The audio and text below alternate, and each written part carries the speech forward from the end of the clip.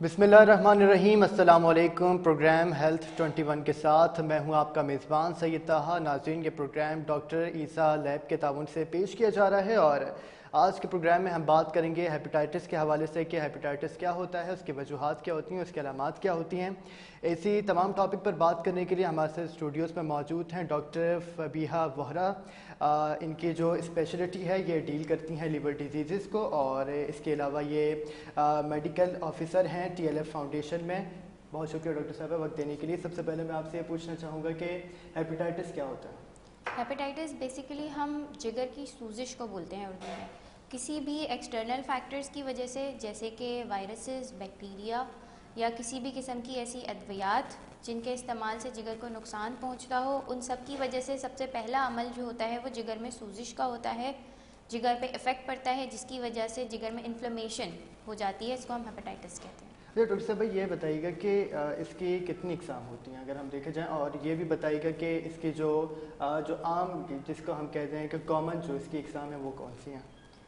हाँ, बहुत सारी वजूहात होती हैं इसकी, जैसे कि वायरसेस हो गए, बैक्टीरिया हो गए, ड्रग्स हो गई, टॉक्सिन्स हो गई मुख्तलिफ़ किस्म की, जो हमारे जिस्म के अंदर और भी हम बाहर का खाना वगैरह खाते हैं उसके ज़रिए इंट्रोड्यूस की जाती हैं।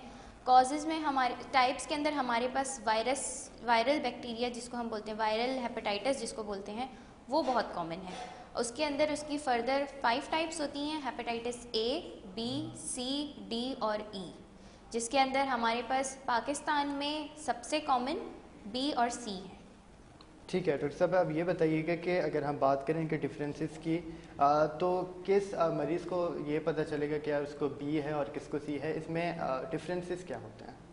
हेपेटाइटिस B और C का डिफरेंस बेसिक तो सबसे पहले ये होता है कि उसका वायरस ही बिल्कुल अलग होता है। हेपेटाइटिस B का वायरस जो होता है वो अलग होता है, DNA वायरस होता है जो एक विद इन इटसेल्फ कंप्लीट होता है।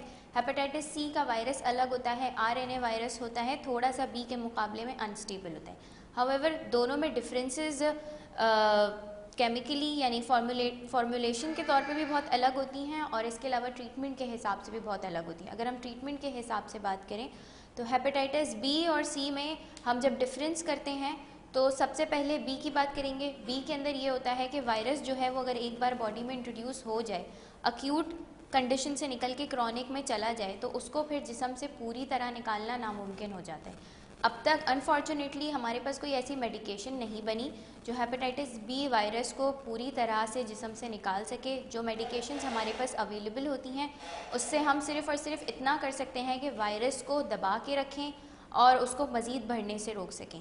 हेपेटाइटिस C जो होता है उसकी बात ये होती है कि हमारे पास जो मेडिकेशंस हैं वो ऐसी अवेलेबल हैं कि हम पूरी तरह से हेपेटाइटिस C को जिस्म से निकाल सकें और उसके बाद अगर मरीज़ जो है वो बर वक्त इलाज करवाएं, मर्ज़ ख़त्म हो जाए और एहतियात बरतें, तो फिर ये मर्ज़ इंशाल्लाह फिर कभी दोबारा से नहीं होता। अच्छा डॉक्टर साहब, ये बताइएगा कि हेपेटाइटिस B एंड C जो दोनों हैं ये फैलते किस तरह और वजूहात क्या होती हैं इनकी?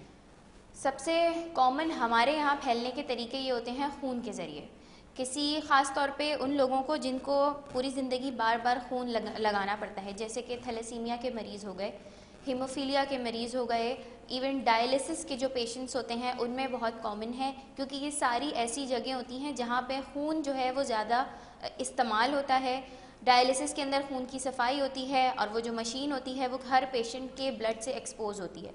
अगर ऐसी सिचुएशंस के अंदर ब्लड प्रोडक्ट्स यानी कि जो खून की जो चीज़ें होती हैं जिसमें वाइट ब्लड सेल्स आ गए, RBCs यानी रेड ब्लड सेल्स आ गए, इनको लगाने से पहले इनकी सही तरह से सफाई ना की जाए, डायलिसिस की मशीन जो है उसको सही तरह से स्टेरिलाइज ना किया जाए, तो एक मरीज़ से दूसरे मरीज़ में ये बहुत आसानी से फैल जाते हैं। इसके अलावा जो गली नुक्कड़ पे क्लिनिक्स वगैरह होते हैं जहाँ पे डॉक्टर्स एक्चुअल में डॉक्टर्स नहीं होते, वो कंपाउंडर वगैरह होते हैं जो डॉक्टर बन के बैठते हैं, सिरिंज एक ही सिरिंज इस्तेमाल शुदा सिरिंज को बार बार वो लोग इस्तेमाल करते हैं अलग अलग मरीज़ों पे, इससे ये बीमारी बहुत ज़्यादा फैलती है।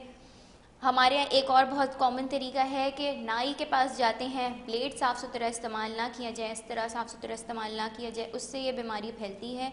इसके अलावा हेपेटाइटिस A के फैलने का तरीका ये होता है कि गंदी ग़िज़ा, नापाक ग़िज़ा खाना, बग़ैर हाथ धोए और बग़ैर साफ़ सुथरी यूटेंसिल्स का इस्तेमाल किए हुए अगर वो खाना खाया जाए तो वो मुंह के रास्ते से मैदे में जाती है और फिर उससे फिर पीलिया और इस किस्म की अलामात ज़ाहिर होती हैं। एक सबसे इम्पॉर्टेंट चीज़ है अज़दवाजी ताल्लुकात, हस्बैंड वाइफ के दरमियान ये फैलती है और फिर माँ के ज़रिए बच्चे में भी फैलने का ख़तरा होता है। अच्छा डॉक्टर साहब, एक ये बड़ी मिथ्स होती हैं हमने देखा कि हमारी सोसाइटी में लोग ना काफ़ी कतराते हैं अगर किसी को ये मर्ज़ लाहक हो जाए कि यार हाथ नहीं मिलाना, उसके जूठे बर्तन में नहीं खाना, इस तरह। तो इस हवाले से तो कोई ऐसा नहीं है कि बीमारी फैल सकती है या कोई ख़तरात होते हैं? जी नहीं, इस तरह से ये बीमारी नहीं फैलती। एक साथ एक बर्तन में खाना खा लेना, एक दूसरे के तौलिया वगैरह इस्तेमाल कर लेना, एक घर में रहना, साथ उठना बैठना, इससे ये बीमारी नहीं फैलती। ये बीमारी फैलती है सिर्फ़ और सिर्फ हमारे जिस्म से निकलने वाले ऐसे मादनियात से, जैसे कि खून हो गया, इसके अलावा ये अपना क्या कहते हैं थूक हो गया, इस किस्म की चीज़ों से ये बीमारी फैलती है। अच्छा डॉक्टर साहब, ये बताइएगा कि ज़ाहिर है आप डॉक्टर हैं, आपको इस चीज़ के बारे में इल्म होता है। अगर हम सर्वे की बात करें या रेशो की बात करें, ज़ाहिर है ये अब आम बीमारी है, पाकिस्तान में ये दिन ब दिन फैलती जा रही है। तो अगर हम रेशो की बात करें तो एक साल की बात करें, अगर हम बात करें 10 में से कितने लोग इससे मुतासर होते हैं? 10 में से हमारे पास मैं एक रेशियो में परसेंटेज के हिसाब से आपको बता सकती हूँ। हमारे पास दुनिया में हेपेटाइटिस सी का हाईएस्ट परसेंटेज है 7%। ये पूरी दुनिया के अंदर सबसे हाईएस्ट है और ये पाकिस्तान में ही मौजूद है। इसके अलावा हमारे पास दुनिया में जब पूरी दुनिया का हम एक सर्वे करते हैं तो WHO के हिसाब से हर मुल्क को किसी न किसी रीजन में डिवाइड किया जाता है। ईस्टर्न मेडिटेरेनियन रीजन के हिसाब में पाकिस्तान आता है और यहाँ पर हेपेटाइटिस बी और सी जो है वो हाईएस्ट रेशियो में पाया जाता है। हेपेटाइटिस बी का रेशियो है 1.1%, जो कि पूरे रीजन के अंदर चौथे नंबर पर आता है, और हेपेटाइटिस सी 7.5% जो हाईएस्ट आता है। इसके अलावा हमारे पास एनुअली 2.8 मिलियन हेपेटाइटिस सी के पेशेंट्स होते हैं और 9.8 हेपेटाइटिस बी के पेशेंट्स होते हैं। और अगर हम मोर्टेलिटी की बात करें, मोर्टेलिटी का मतलब होता है कि कोई बीमारी बढ़कर इस हद तक आ जाए कि मरीज़ जो है वो कॉम्प्लिकेशंस में दाखिल हो जाए और फिर एट द एंड उसकी मौत हो जाए। ये हमारे पास एनुअल रेशियो तकरीबन 30 से 40 हज़ार लोगों का है। अच्छा डॉक्टर साहब, हम बात कर रहे हैं अलामात ज़ाहिर होना, ये होना वो होना, लेकिन कभी ऐसा भी हो सकता है कि मरीज़ हेपेटाइटिस का शिकार हो लेकिन उसको अलामात ज़ाहिर ही ना हो रही हो, ऐसा हो सकता है? जी बिल्कुल, इनफैक्ट ये बहुत कॉमन है कि अक्सर पेशेंट्स को पता ही नहीं होता कि वो हेपेटाइटिस के मरीज़ हैं। वजह उसकी ये होती है कि ये मर्ज़ जो है वो छुपा हुआ मर्ज़ होता है। किसी को कमज़ोरी हुई, बुखार चढ़ा, घुटने में दर्द हुआ तो ही ये पता चलता है कि कहते हैं कि इनको हेपेटाइटिस है, अगर इत्तेफाकन उनका टेस्ट करवा लिया जाए। चूँकि ये छुपा हुआ मर्ज़ है, अलामात कोई बहुत स्पेसिफ़िक नहीं है इसकी। बुखार होना, हल्का बहुत वायरल फ्लू हो जाना, पेट में दर्द हो जाना, घुटनों में जोड़ों में दर्द हो जाना। अगर एक्यूट कंडीशन में होता है तो अक्सर पीलिया होता है, उसमें थोड़ी बहुत मरीज़ को जो है वो हम लोग परहेज़ के बोल देते हैं, रेस्ट का बोल देते हैं, लेकिन उस वक्त भी हेपेटाइटिस जो है वो डायग्नोस नहीं हो पाता प्रॉपर तरीके से। बहुत साल गुजरने के बाद अगर किसी का, सबसे कॉमन तरीका ये होता है कि मरीज़ किसी ऑपरेशन के लिए, आंखों के मोतिया के ऑपरेशन बहुत कॉमनली होते हैं बड़ी उम्र में, ऑपरेशन के लिए, या कोई फ़ीमेल जो है वो अपने सी सेक्शन वगैरह के लिए जब हॉस्पिटल में जाती हैं प्रेगनेंसी के दौरान, उनके जब टेस्ट होते हैं अक्सर व बेशतर उसी दौरान पता चलता है कि इनको हेपेटाइटिस का मर्ज़ है। अच्छा डॉक्टर साहब, ये बताइएगा कि हमने देखा है कि आजकल के दौर में यंगस्टर्स हो गए या वट कोई भी, हम देखें बाज़ार का खाना बहुत खाते हैं, जैसे जंक फूड हो गया या फास्ट फूड हो गया, तो इससे भी क्या हम हेपेटाइटिस के मरीज़ हो सकते हैं या शिकार हो सकते हैं इसका? बिल्कुल हो सकते हैं। उसका रीज़न ये है कि बाहर का खाना, ख़ास तौर पे ऐसी जगहों का जहाँ पे हमें पता है सफाई के बारे में ख्याल नहीं रखा जाता, या हमें ये इल्म नहीं है कि वो खाना जो है किस सिचुएशन में, किस तरह से और किस हाथों से बनता है। हमारे पास बहुत से ऐसे मरीज़ आते हैं जो शेफ़ हैं, खाना बनाते हैं, और वो हेपेटाइटिस सी और बी के मरीज़ भी हैं साथ में। अब आप ख़ुद सोचें, एक शेफ़ जो है वो खाना बना रहा है, खाना बनाने के दौरान कहीं भी उसको कुछ भी चोट लग सकती है, वही उसका खून या पसीना कुछ खाने में गिरेगा और वही खाना आप खाएंगे तो फिर उसका क्या इफ़ेक्ट हो सकता है जिस्म के ऊपर। अच्छा डॉक्टर साहब, ये बताइएगा कि जिस तरह हम देखते हैं कि हम अपने टेस्ट करवाते हैं रोज़मर्रा के मामूल में, जैसे हम CBC करवाते हैं या बाकी टेस्ट करवाते हैं, तो क्या हमें हेपेटाइटिस का टेस्ट भी करवाना चाहिए? मतलब अगर मुझे कोई सिम्टम्स अभी नहीं आ रही है लेकिन हमें करवाना चाहिए फिर भी? जी बिल्कुल, हमारे पास रैपिड किट स्क्रीनिंग के नाम से टेस्ट होते हैं जो बिल्कुल शॉर्ट टेस्ट होते हैं, 5 मिनट में रिजल्ट पता चल जाते हैं। वो टेस्ट बिल्कुल इसी तरह होती हैं जिस तरह हम शुगर चेक करते हैं। एक लैंसेट के ज़रिए प्रिक किया जाता है और उसी के वक्त फ़ौरन ही आपको 2 मिनट के अंदर रिजल्ट पता चल जाते हैं। ये स्क्रीनिंग टेस्ट बहुत सारी जगहों पे अवेलेबल होते हैं, इवन हमारे अपने क्लिनिक में भी अवेलेबल हैं। इसके साथ साथ अगर किट में कोई डाउटफुलनेस आ जाए या किसी का पॉजिटिव आ जाए तो हम किसी अच्छी लेबॉर्ट्री में उनको रेफ़र करते हैं ताकि वो वहाँ से PCR टेस्ट करवा सकें कंफर्मेशन के लिए। PCR टेस्ट के ज़रिए हमें ये पता चलता है कि पेशेंट के अंदर अगर वायरस है तो उसकी क्वांटिटी क्या है, यानी वायरल लोड कितना है और वेदर उस वायरल लोड के ऊपर उन्हें ट्रीटमेंट की अभी ज़रूरत है या नहीं है। अच्छा डॉक्टर साहब, हम ज़ाहिर तरीके इलाज पर ही बात कर रहे हैं, तो ज़रा ये बताइएगा कि पाकिस्तान में और अगर हम ओवरऑल वर्ल्ड की बात करें तो कौन से जदीद तरीके इलाज हैं जो दरियाफ्त हो चुके हैं इसके लिए? कोई इस तरह की वैक्सीन या जदीद तरीके इलाज कौन से आ गए हैं? सबसे पहले वैक्सीनेशन के बारे में बात करूंगी। हेपेटाइटिस बी की वैक्सीनेशंस दुनिया में मौजूद हैं। अनफॉर्चुनेटली हेपेटाइटिस सी की वैक्सीनेशंस मौजूद नहीं हैं। हेपेटाइटिस बी की वैक्सीनेशंस जो होती हैं वो बर्थ डोज होती है एक, यानी कि वो बच्चे जो ऐसे माँ के साथ पैदा हुए हों जिनको हेपेटाइटिस बी का मर्ज़ हो, उनको पैदाइश के 24 घंटों में अगर वो वैक्सीनेशन लगवा दी जाए तो उससे वो उनकी हिफाजत हो जाती है। और माशाल्लाह से पाकिस्तान में 65% तक का रेशियो अब हेपेटाइटिस की बर्थ डोज का हो गया है। हावेवर हेपेटाइटिस सी जो है उसकी बर्थ डोज अवेलेबल नहीं है, ना ही उसकी वैक्सीनेशन अवेलेबल है। उसका रीज़न ये है कि हेपेटाइटिस सी के मल्टीपल वायरल जीनोटाइप्स होते हैं।